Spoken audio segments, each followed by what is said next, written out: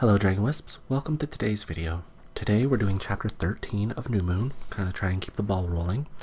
For those of you who weren't here for the last video, not a lot happened. It was eventful as far as moving the story forward, but Jacob snuck into Bella's bedroom and spoke to her about what's happening and told her she needs to figure it out for herself basically, and that brings us to here. If you'd like to see in more detail, feel free to go check it out. Not to mention the rest of the videos to get caught up on everything if you haven't yet. Or if you just feel like listening again, watching again, reading along, anything like that. Before I begin, I'd like to remind you to like the video and subscribe to the channel if you haven't yet to become a Dragon Wisp. And if you'd like to support the channel more directly, you can do so at the Patreon link in the description below. And if you'd like to join the Discord, comment below and I can put in a link for you. Anyway, without further ado, sit back, relax, and enjoy chapter 13 of New Moon.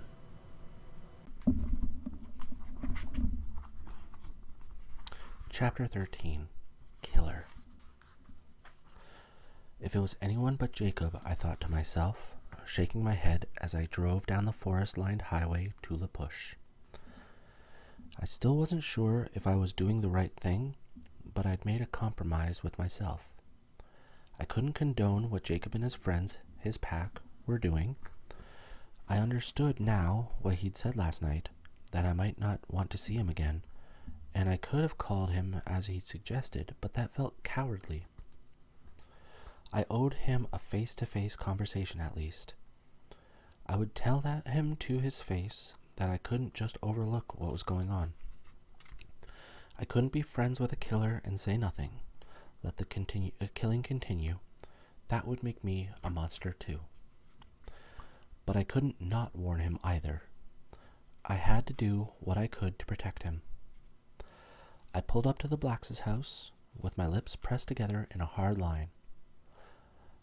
It was bad enough that my best friend was a werewolf. Did he have to be a monster too? The house was dark, no lights in the windows, but I didn't care if I woke them. My fist thudded against the front door with angry energy. The sound reverberated through the walls. "Come in," I heard Billy call after a minute, and a light flicked on. I twisted the knob. It was unlocked. Billy was leaning around an open doorway just off the little kitchen, a bathrobe around his shoulders, not in his chair yet. When he saw who it was, his eyes widened briefly, and then his face turned stoic. "Well, good morning, Bella. What are you doing up so early?" "Hey, Billy, I need to talk to Jake. Where is he?" I don't really know," he lied, straight-faced. "Do you know what Charlie is doing this morning?" I demanded, sick of the stalling. "Should I?" "He and half the other men in town are all out in the woods with guns, hunting giant wolves." Billy's expression flickered and then went blank. "So I'd like to talk to Jake about that, if you don't mind," I continued. Billy pursed his thick lips for a long moment. "I'd bet he's still asleep," he finally said, nodding toward the tiny hallway off the front room. "He's out late a lot these days. Kid needs his rest. Probably you shouldn't wake him." "It's my turn," I muttered under my breath as I stalked to the hallway. Billy sighed. Jacob's tiny closet of a room was the only door in the yard-long hallway. I didn't bother to knock. I threw the door open. It slammed against the wall with a bang. Jacob, still wearing just the same black cut-off sweats he'd worn last night, was stretched diagonally across the double bed that took up all of his room but a few inches around the edges. Even on a slant, it wasn't long enough. His feet hung off the one end and his head off the other. He was fast asleep, snoring lightly with his mouth hanging open. The sound of the door hadn't even made him twitch. His face was peaceful with deep sleep, all the angry lines smoothed out.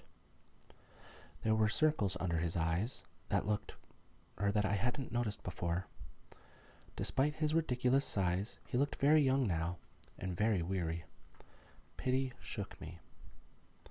I stepped back out and shut the door quietly behind me. Billy stared with curious, guarded eyes as I walked slowly back into the front room. I think I'll let him get some rest. Billy nodded, and then we gazed at each other for a minute. I was dying to ask him about his part in this. What did he think of what his son had become? But I knew how he'd supported Sam from the very beginning, and so I supposed the murders must not bother him. How he justified that to himself, I couldn't imagine. I could see many questions for me in his dark eyes, but he didn't voice them either. "Look," I said, breaking the loud silence. "I'll be down at the beach for a while. When he wakes up, tell him I'm waiting for him, okay?" Sure, Billy agreed. I wondered if he really would. Well, if he didn't, I'd tried, right? I drove down to First Beach and parked in the empty dirt lot. It was still dark, the gloomy pre-dawn of a cloudy day, and when I cut the headlights, it was hard to see. I had to let my eyes adjust before I could find the path that led through the tall hedge of weeds.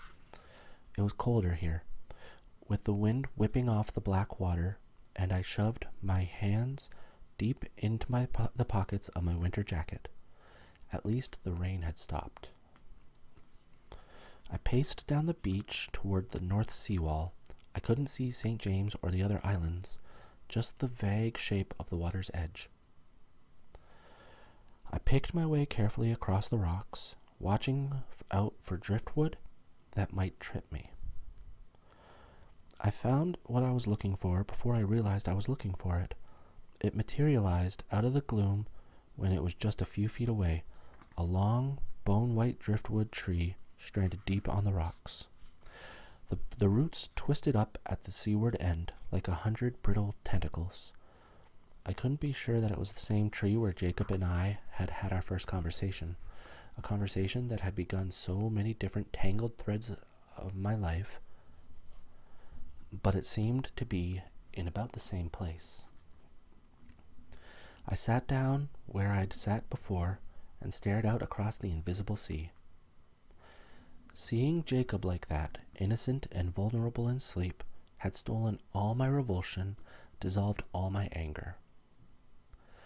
I still couldn't turn a blind eye to what was happening, like Billy seemed to, but I couldn't condemn Jacob for it either. Love didn't work that way, I decided.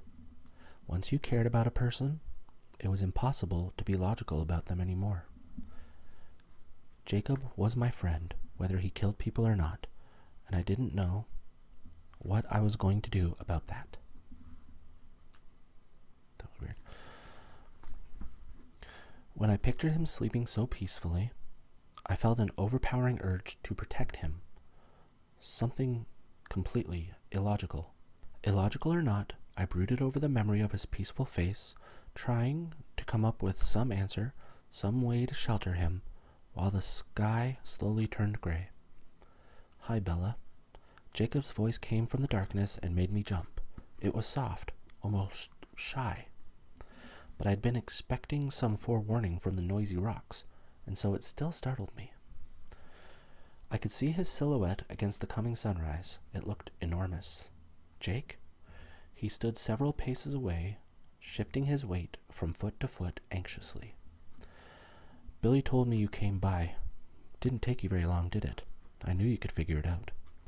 "Yeah, I remember the right story now," I whispered. It was quiet for a long moment, and, though it was still too dark to see, my skin prickled as if his eyes were searching my face. There must have been enough light for him to read my expression, because when we spoke again, his voice was suddenly acidic. "You could have just called," he said harshly. I nodded. "I know." Jacob started pacing along the rocks. If I listened very hard, I could just hear the gentle brush of his feet on the rocks behind the sound of the waves.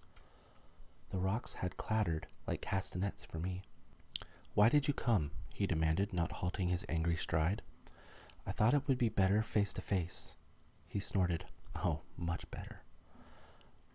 "Jacob, I have to warn you about the rangers and the hunters. Don't worry about it. We already know. Don't worry about it, I demanded in disbelief. Jake, they've got guns. They're setting traps and offering rewards, and we can take care of ourselves, he growled, still pacing. They're not going to catch anything. They're only making it more difficult. They'll start disappearing soon enough, too. Jake, I hissed. What? It's just a fact. His voice was pale with revulsion. How can you feel that way? You know these people. Charlie's out there. The thought made my stomach twist. He came to an abrupt stop. What more can we do? He retorted. The sun turned the clouds a silvery pink above us. I could see his expression now. He was angry, frustrated, betrayed. Could you, try to not be a werewolf? I suggested in a whisper. He threw his hands up in the air. Like I have a choice about it, he shouted. And how would that help anything if you're worried about people disappearing? I don't understand you. He glared at me, his eyes narrowing and his mouth twisting into a snarl. You know what makes me so mad I could just spit? I flinched away from his hostile expression. He seemed to be waiting for an answer, so I shook my head. You're such a hypocrite, Bella. There you sit, terrified of me. How is that fair? His hands shook with anger. Hypocrite? How does being afraid of a monster make me a hypocrite? Ugh, he groaned, pressing his trembling fist to his temples and squeezing his eyes shut. Would you listen to yourself? What? He took 2 steps toward me, leaning over me and glaring with fury. Well, I'm so sorry that I can't be the right kind of monster for you, Bella. I guess I'm not as great as a bloodsucker, am I? I jumped to my feet and glared back. No, you're not, I shouted. It's not what you are, stupid, it's what you do. What's that supposed to mean? He roared, his entire frame quivering with rage. I was taken entirely by surprise when Edward's voice cautioned me. Be very careful, Bella, his velvet voice warned. Don't push him too far. You need to calm him down. Even though a voice in my head was making no sense today, I listened to him, though. I would do anything for that voice. Jacob, I pleaded, making my tone soft and even. Is it really necessary to kill people, Jacob? Isn't there some other way? I mean, if vampires can find a way to survive without murdering people, couldn't you give it a try, too? He straightened up with a jerk, like my words had sent an electric shock through him. His eyebrows shot up, and his eyes stared wide. Killing people? He demanded. What did you think we were talking about? He wasn't trembling anymore. He looked at me with half hopeful disbelief. I thought we were talking about your disgust for werewolves. No, Jake, no. It's not that you're a wolf. That's fine, I promised him. And I knew as I said the words that I meant them. I really didn't care if he turned into a big wolf. He was still Jacob. If you could just find a way not to hurt people, that's all that upsets me. These are innocent people, Jake. People like Charlie, and I can't just look the other way while you... Is that all? Really? He interrupted me, a smile breaking across his face. You're just scared because I'm a murderer? That's the only reason? Isn't that reason enough? He started laughing. Jacob Black, this is so not funny. Sure, he agreed, still chortling. He took one long stride and caught me in another vice-tight bear hug. You really honestly don't mind that I morph into a giant dog? He asked, his voice joyful in my ear. No, I gasped. Can't breathe, Jake. He let me go, but took both my hands. I'm not a killer, Bella. I studied his face, and it was clear that this was the truth. Relief pulsed through me. Really, I asked. Really, he promised solemnly. I threw my arms around him. It reminded me of that first day with the motorcycles. He was bigger, though, and I felt even more like a child now. Like that other time, he stroked my hair. Sorry I called you a hypocrite, he apologized. Sorry I called you a murderer. He laughed. I thought of something then, and pulled away from him so that I could see his face. My eyebrows furrowed in anxiety. What about Sam and the others? He shook his head, smiling like a huge burden had been removed from his shoulders. Of course not. Don't you remember what we call ourselves? The memory was clear. I'd just been thinking of that very day. Protectors? Exactly. But I don't understand. What's happening in the woods? The missing hikers, the blood. His face was serious, worried at once. We're trying to do our job, Bella. We're trying to protect them, but we're always just a little too late. Protect them from what? Is there really a bear out there too? Protect them from what? Bella, honey, we only protect people from one thing, our one enemy. It's the reason we exist, because they do. I stared at him blankly for 1 second before I understood. Then the blood drained from my face and a thin, wordless cry of horror broke through my lips. He nodded. I thought you of all people would realize what was really going on. Laurent, I whispered. He's still here. Jacob blinked twice and cocked his head to one side. Who's Laurent? I tried to sort out the chaos in my head so that I could answer. You know, you saw him in the meadow. You were there. The words came out in a wondering tone as it all sunk in. You were there and you kept him from killing me. Oh, the black-haired leech. He grinned, a tight, fierce grin. Was that his name? I shuddered. What were you thinking? I whispered. He could have killed you. Jake, you don't realize how dangerous. Another laugh interrupted me. Ha ha ha ha. Bella, one lone vampire isn't much of a problem for a pack as big as ours. It was so easy, it was hardly even fun. What was so easy? Killing the bloodsucker who was going to kill you. Now, I don't count that towards the whole murder thing, he added quickly. Vampires don't count as people. I could only mouth the words. You killed Laurent? He nodded. Well, it was a group effort, he qualified. Laurent is dead? I whispered. His expression changed. You're not upset about that, are you? He was going to kill you. He was going for the kill, Bella. We were sure of that before we attacked. You know that, right? I know that. No, I'm not upset. I had to sit down. I stumbled back a step until I felt the driftwood against my calves, and then sank down onto it. Laurent is dead. He's not coming back for me. You're not mad? He wasn't one of your friends or anything, was he? My friend? I stared up at him, confused and dizzy with relief. I started babbling, my eyes getting moist. No, Jake, I'm so relieved. I thought he was going to find me. I've been waiting for him every night, just hoping that he'd stop with me and leave Charlie alone. I've been so frightened, Jacob. But how? He was a vampire. How did you kill him? He was so strong, so hard, like marble. He sat down next to me and put one big arm around me comfortingly. It's what we're made for, Bells. We're strong too. I wish you would have told me that you were so afraid. You didn't need to be. You weren't around, I mumbled, lost in thought. Oh. Right. Wait, Jake, I thought you knew, though. Last night you said it wasn't safe for you to be in my room. I thought you knew that a vampire might be coming. Isn't that what you were talking about? He looked confused for a minute, and then he ducked his head. No, that's not what I meant. Then why didn't you think it was safe for you? He looked at me with guilt-ridden eyes. I didn't say it wasn't safe for me. I was thinking of you. What do you mean? He looked down and kicked a rock.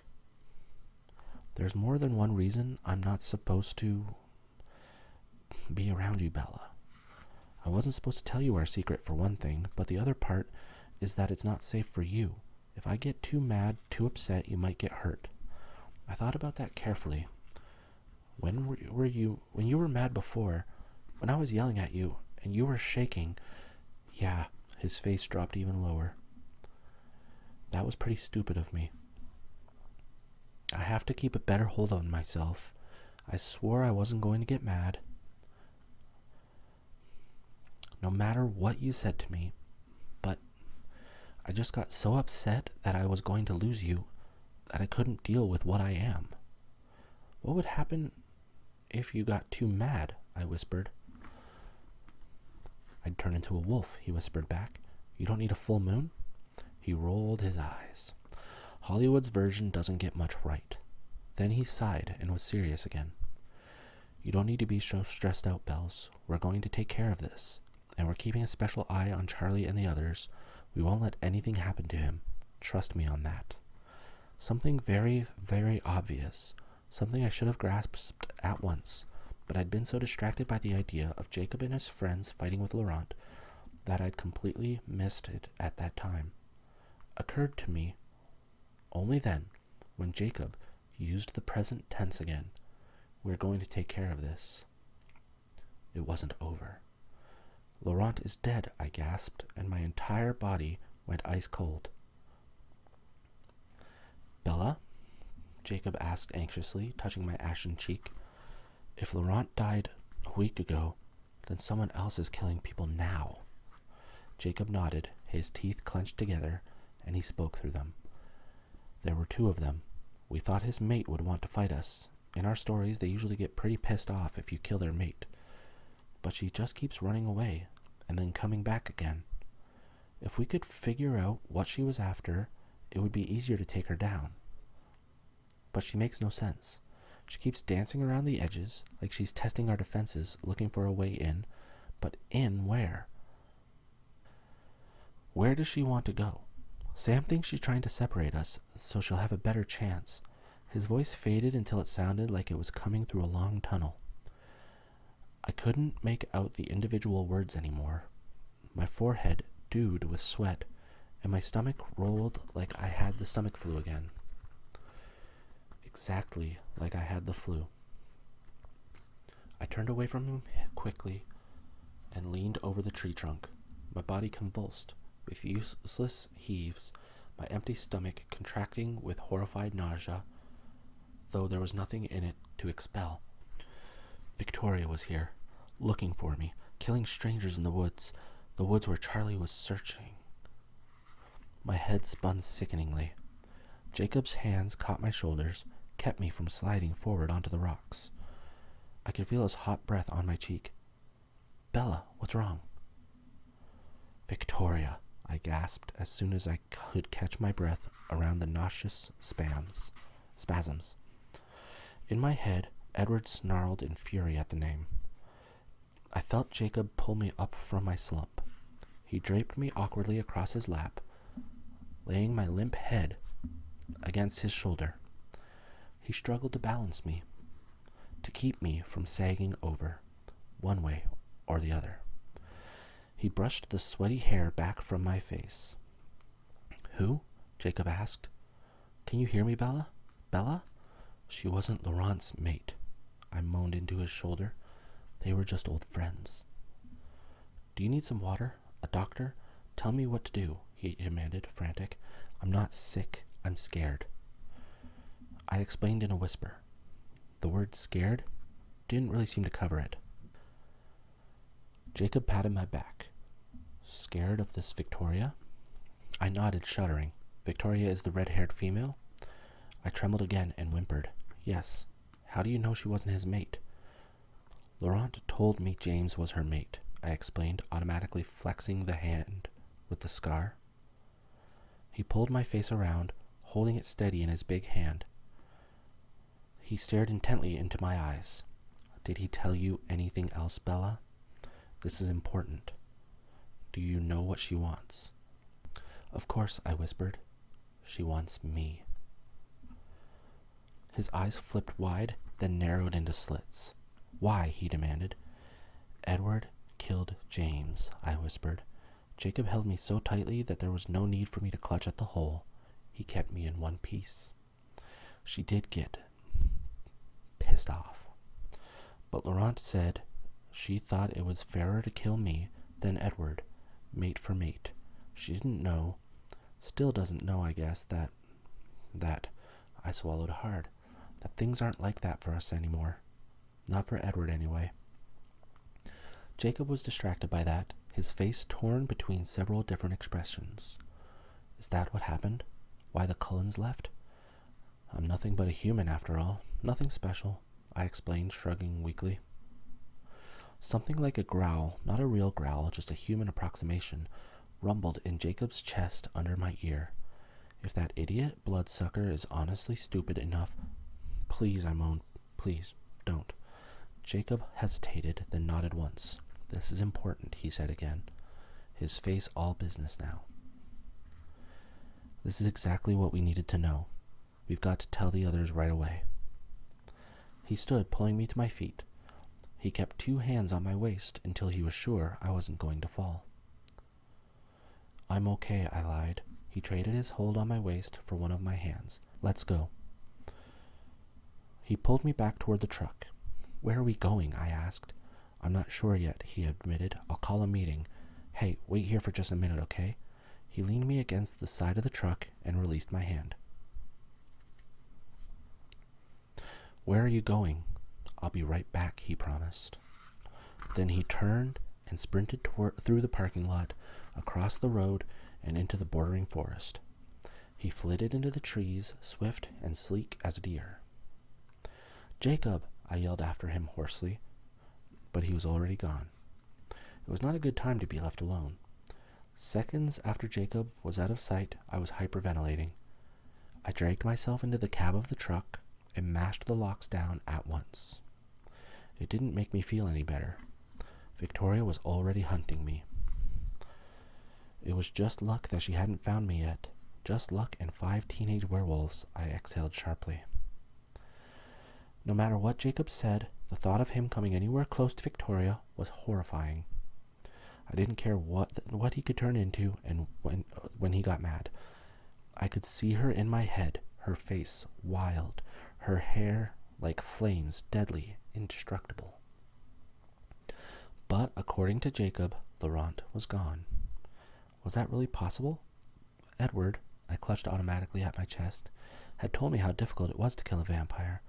Only another vampire could do the job, yet Jake said this was what werewolves were made for. He said they were keeping a special eye on Charlie, that I should trust the werewolves to keep my father safe. How could I trust that? None of us were safe. Jacob the very least of all. If he was trying to put himself between Victoria and Charlie, between Victoria and me. I felt like I might be about to throw up again. A sharp rap on the truck's window made me yelp in terror, but it was just Jacob, back already. I unlocked the door with trembling, grateful fingers. You're really scared, aren't you? He asked as he climbed in. I nodded. Don't be. We'll take care of you. And Charlie too, I promise. The idea of you finding Victoria is scarier than the idea of her finding me, I whispered. He laughed. You've got to have a little more confidence in us than that. It's insulting. I just shook my head. I'd seen too many vampires in action. Where did you go just now? I asked. He pursed his lips and said nothing. What? Is it a secret? He frowned. Not really. It's kind of weird, though. I don't want to freak you out. I'm sort of used to weird by this point, you know. I tried to smile without much success. Jacob grinned back easily. Guess you'd have to be. Okay, see, when we're wolves, we can hear each other. My eyebrows pulled down in confusion. Not hear sounds, he went on, but we can hear thoughts. Each other's thoughts, anyway. No matter how far away from each other we are. It really helps when we hunt, but it's a big pain otherwise. It's embarrassing having no secrets like that. Freaky, eh? Is that what you meant last night when you said you would tell them you'd seen me even though you didn't want to? You're quick. Thanks. You're also very good with weird. I thought that would bother you. It's not... Well, you're not the first person I've known who could do that, so it doesn't seem so weird to me. Really?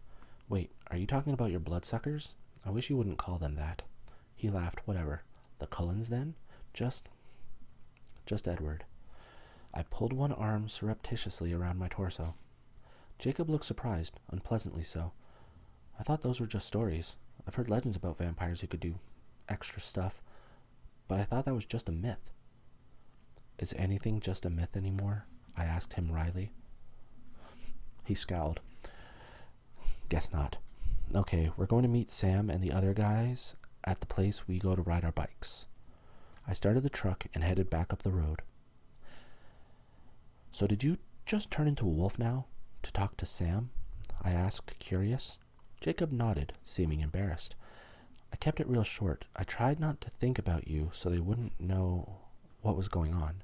I was afraid Sam would tell me I couldn't bring you. That wouldn't have stopped me. I couldn't get rid of my perception of Sam as the bad guy. My teeth clenched together whenever I heard his name. Well, it would have stopped me, Jacob said, morose now. Remember how I couldn't finish my sentences last night? How I couldn't just tell you the whole story? Yeah, you looked like you were choking on something. He chuckled darkly. Close enough. Sam told me I couldn't tell you. He's the head of the pack, you know. He's the alpha. When he tells us to do something, or not to do something, when he really means it, well, we can't just ignore him. Weird, I muttered. Very, he agreed. It's kind of a wolf thing. Huh, was the best response I could think of. Yeah, there's a load of stuff like that. Wolf things.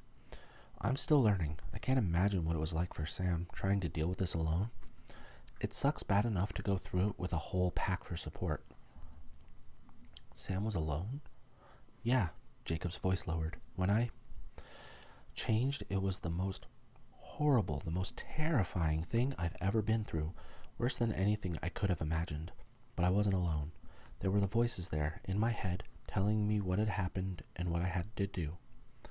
That kept me from losing my mind, I think. But Sam? He shook his head. Sam had no help. This was going to take some adjusting. When Jacob explained it like that, it was hard not to feel compassion for Sam. I had to keep reminding myself that there was no reason to hate him anymore. Will they be angry that I'm with you? I asked. He made a face. Probably. Maybe I shouldn't. No, it's okay, he assured me. You know a ton of things that can help us. It's not like you're just some ignorant human. You're like a, spy or something? You've been behind enemy lines. I frowned to myself. Was that what Jacob would want from me? Insider information to help them destroy their enemies? I wasn't a spy, though. I hadn't been collecting that kind of information. Already his words made me feel like a traitor. But I wanted to stop Victoria, didn't I? No.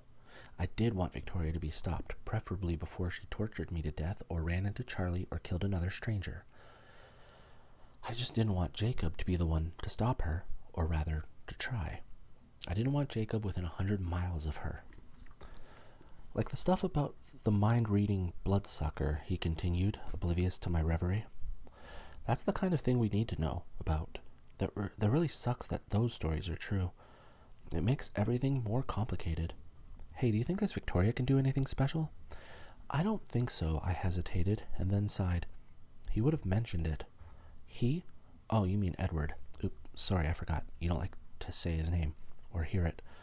I squeezed my midsection, trying to ignore the throbbing around the edges of my chest. Not really, no. Sorry. How do you know me so well, Jacob? Sometimes, you can read my mind. Nah, I just pay attention. We were on the little dirt road where Jacob had first taught me to ride the motorcycle. This good? I asked. Sure. I pulled over and cut the engine. You're still pretty unhappy, aren't you? He murmured. I nodded, staring unseeingly into the gloomy forest. Did you ever think that maybe you're better off? I inhaled slowly and then let my breath out. No. 'Cause he wasn't the best. Please, Jacob. I interrupted, begging in a whisper. Could we please not talk about this? I can't stand it. Okay, he took a deep breath. I'm sorry I said anything. Don't feel bad. If things were different, it would be nice to finally be able to talk to someone about it. He nodded. Yeah, I had a hard time keeping a secret from you for 2 weeks. Must be hell to not be able to talk to anyone. Hell, I agreed. Jacob sucked in a sharp breath. They're here. Let's go. Are you sure? I asked while he popped his door open. Maybe I shouldn't be here. They'll deal with it, he said, and then he grinned. Who's afraid of the big bad wolf? Ha ha, I said, but I got out of the truck, hurrying around the front end to stand close beside Jacob. I remembered only too clearly the giant monsters in the meadow. My hands were trembling, like Jacob's had been before, but with fear rather than rage. Jake shook my hand and squeezed it. Here we go. Thank you for joining me for Chapter 13 of New Moon. Things are starting to move now without, moving too fast, seemingly. But the ball is rolling. Bella knows about Jacob. Jacob's explaining what's going on, about the rest of the pack. Bella's letting him know about Victoria. I'm kind of eager to see what happens next.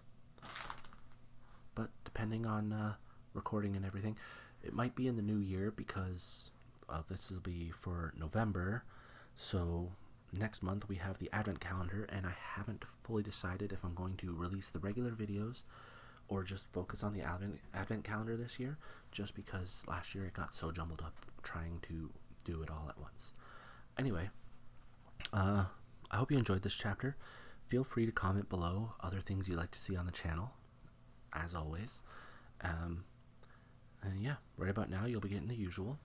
Up here we have the subscribe button, latest video on the channel, video recommended for you by YouTube, and this beautiful playlist of the New Moon chapters for those of you that need to catch up. So, again, thank you for joining me, and as always, have a peaceful day. Bye, Dragon Wisps.